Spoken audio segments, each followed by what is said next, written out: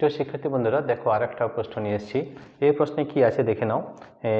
বায়ু মাধ্যমে দুটি বিন্দু আধানের পরিমাণ যথাক্রমে 25 ইএসইউ ও 12 ইএসইউ, ঠিক আছে।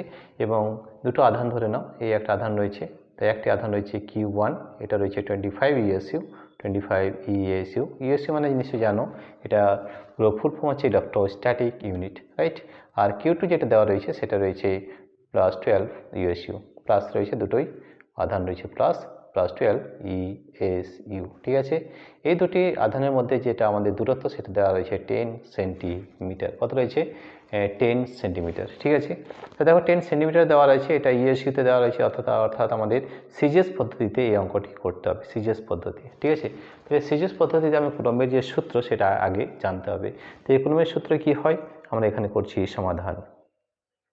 খুবই সহজ, কিন্তু ফর্মুলাগুলো আগেই বলেছি, সূত্রগুলো মনে না রাখতে পারলে কিন্তু এই ধরনের অঙ্ক কিন্তু করতে পারবে না, ঠিক আছে।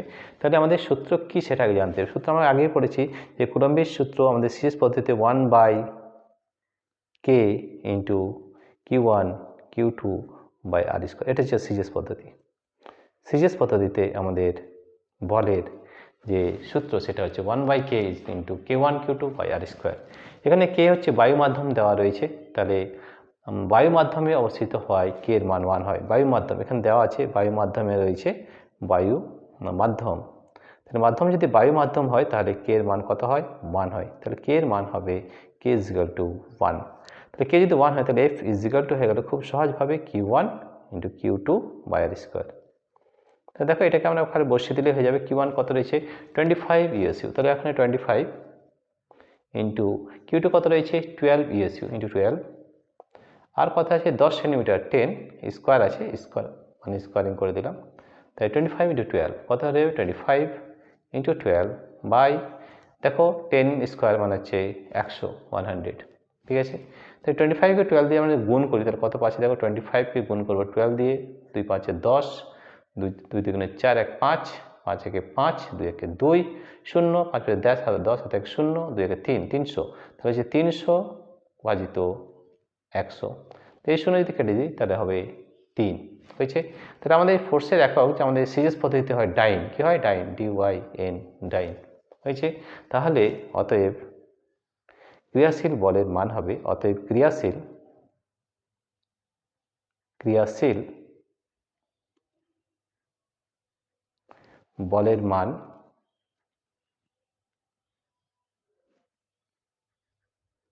সমান হবে 3 ডাইন, এটা আমাদের উত্তর হবে।